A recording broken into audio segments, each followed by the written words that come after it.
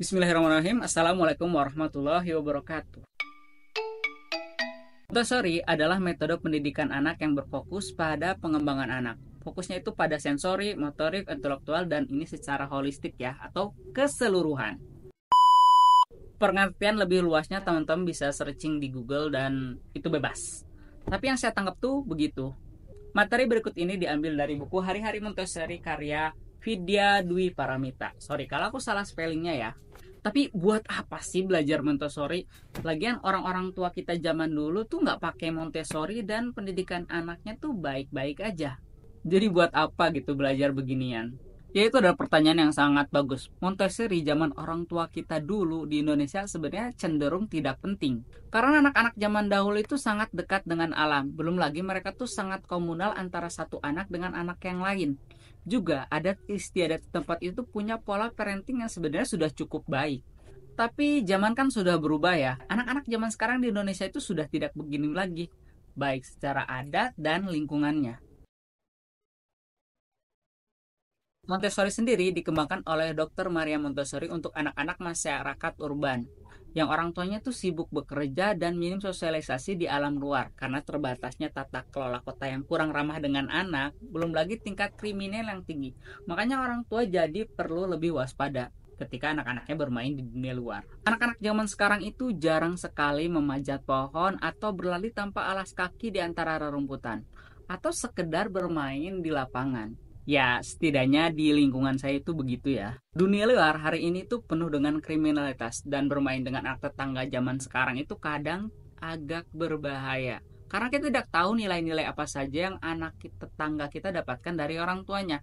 Seperti kata-kata yang kasar, kecanduan gadget, kebiasaan mengambil barang orang lain, atau terpapar pornografi. Pokoknya banyak deh. Biasanya ini terjadi bukan karena orang tuanya jahat, tapi hanya saja kurang kepedulian dan menganggap gadget itu adalah solusi. Padahal gadget itu adalah bom waktu kebodohan anak. Tentu sekali lagi gambaran ini sangat subjektif ya, di lingkungan saya aja yang terjadi.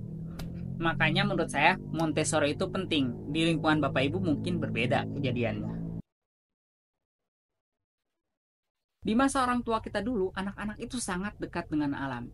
Saat anak-anak zaman dahulu memanjat pohon, seluruh sensor motoriknya itu bekerja dari tangan, kaki yang menahan beban, atau pikiran yang fokus pada keseimbangan. Mata mereka tuh mencari tahu apa yang menarik selama di atas pohon. Entah dia melihat buah-buahan atau bentuk dedaunan. Nah, apakah kegiatan seperti ini tuh dilakukan oleh anak-anak zaman sekarang? Ya, bisa dibilang ini sangat langka ya. Apalagi kalau anak kita jatuh dari pohon bisa jadi bahan omongan tetangga atau susah sekali mencari tukang urut di zaman sekarang. Kalau anak-anak kita misalnya keseleo. Dan apakah kita punya waktu untuk mendampingi anak kalau seandainya anak sedang cedera? Ya, itu terlihat sangat merepotkan. Di tengah dunia yang semakin kapitalis dan mencari uang sebanyak-banyaknya itu terasa sangat penting. Rasanya ini tuh jadi kurang relevan. Belum lagi sangat disayangkan, walaupun Montessori pada awal kemunculannya itu adalah untuk masyarakat buruh atau menengah ke bawah, hari ini metode pendidikan Montessori itu hanya diadopsi oleh sekolah-sekolah elit yang biasanya biaya pendidikannya itu sangat mahal. Makanya penting sekali untuk kita bisa belajar Montessori, setidaknya untuk menghemat biaya. Intinya sih supaya anak lebih siap ketika dia belajar di sekolah dan belajar semua nilai-nilai akademik. Saya rasa anak-anak SD SMP yang dikatakan bodoh itu sebenarnya tidak bodoh. Hanya saja mereka itu belum siap belajar karena secara sensori dan motorik mereka itu masih terhambat. Kok bisa? Belajar itu sebenarnya adalah kegiatan yang sangat kompleks dan perlu pondasi kesiapan diri anak sebelum dia siap untuk membaca buku atau belajar nilai-nilai akademik. Seperti leher dan bahu yang kuat supaya dia bisa membaca buku berjam-jam. Tangan yang terampil supaya dia bisa membaca dan menulis dengan baik. Pikiran dan mental yang sabar supaya dia bisa fokus dalam membaca. Juga kemampuan untuk memahami bahasa dan mengerti lingkungan sekitarnya supaya mereka itu bisa berpikir kritis dan tidak serta-merta terpengaruhi oleh buku dan lingkungannya. Kira-kira nih, semua itu bisa didapatkan anak-anak SD itu dari mana? Ayo, dari Montessori. Ya, dari perkembangan motorik dan sensorik serta intelektual yang matang. Salah satu wasilahnya adalah Montessori. Mari sini saya ajak Bapak Ibu untuk menganalisa ya. Waktu anak-anak mengacak-acak rumah, merobek-robek barang, dia sebenarnya itu sedang mengeksplorasi dunia supaya rasa ingin tahunya itu jadi terpenuhi. Waktu anak-anak bermain bedak, tepung, kosmetik, atau mereka itu sedang melatih indera sensori mereka supaya indera perasa, indera pengecap, dan peraba mereka itu jadi terlatih. Waktu anak-anak kita melempar barang, berlari ke sana kemari, sebenarnya dia sedang melatih ototnya. Dan itu penting sekali sebelum anak itu mulai membaca atau belajar akademis. Waktu anak-anak tantrum juga ya sedang belajar untuk meluapkan emosi. Dan kalau anak tantrum itu sebenarnya dia tuh sedang stres karena tidak semua pertanyaan yang ada dalam hidupnya itu dijawab. Ketika dia bertanya ada orang tuanya kenapa, dan apa. Tapi kan sebagai orang tua itu biasanya kita nggak suka sama semua itu.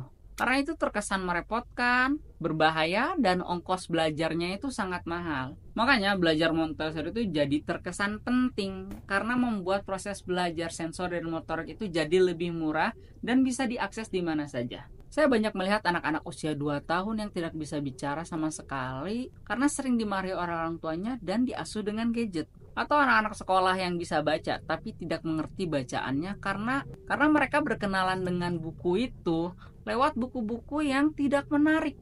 Bukan lewat buku seperti ini, tapi lewat buku hitam putih yang sangat membosankan. Dan gak jarang bahasannya itu berat-berat. Anak-anak yang malas membaca buku biasanya itu terjadi karena fokus mereka itu sangat kurang.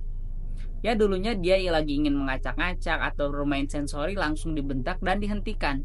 Makanya mereka itu tidak memiliki fokus yang sangat baik. Ya wajar sih, karena yang mereka acak itu adalah skincare hasil sisihan anggaran bulanan keluarga. Makanya ibu-ibunya jadi marah. Tapi coba bayangkan kalau yang diacak-acak itu tanah liat, yang dipanjat-panjat itu brak kreasi, atau yang dilempar-lempar itu hanya sekedar bola, dan yang diotak-atik di rumah itu ya balok-balok atau bebatuan. Serta yang dicari tahu itu adalah penyelesaian sebuah puzzle, bukan pernak-pernik elektronik yang mahal. Tentunya Bapak Ibu tidak akan marah kalau yang dimainkan itu yang beginian ya, karena memang ini peruntukannya. Nah, itulah pentingnya belajar Montessori. Kita pasti pengen punya anak yang cerdas kan? Anak-anak pintar itu mengurangi biaya dalam pengasuhannya. Kemungkinan dia bisa dapat beasiswa di luar negeri dan kita bisa hemat dananya untuk adik-adiknya atau tabungan masa depan anak seperti modal untuk menikah, rumah, atau modal usaha dan bisnis. Anak-anak yang pintar itu bisa lebih mengerti keadaan orang tua. Ia mengerti lingkungan dan cerdas dalam menghadapi masalah hidupnya. Nah, itu adalah yang paling penting kan diharapkan oleh orang tua. Dan itu bisa kita dapatkan dengan pendidikan Montessori. Jadi ingat ya, tidak ada yang namanya anak yang bodoh. Yang ada adalah anak yang belum siap belajar secara akademik. Karena perkembangannya itu terhambat. Dan bisa jadi perkembangan anak yang terhambat itu dosa loh buat orang tuanya. Oke, segitu dulu aja ya. Nanti saya bahas buku ini di episode selanjutnya ya. Tontonlah supaya aku yang jarang bergaul ini punya sedikit amal jariah. Barakallahu fikum. Wassalamualaikum warahmatullahi wabarakatuh. Alhamdulillah ada yang nonton sampai akhir, makasih ya.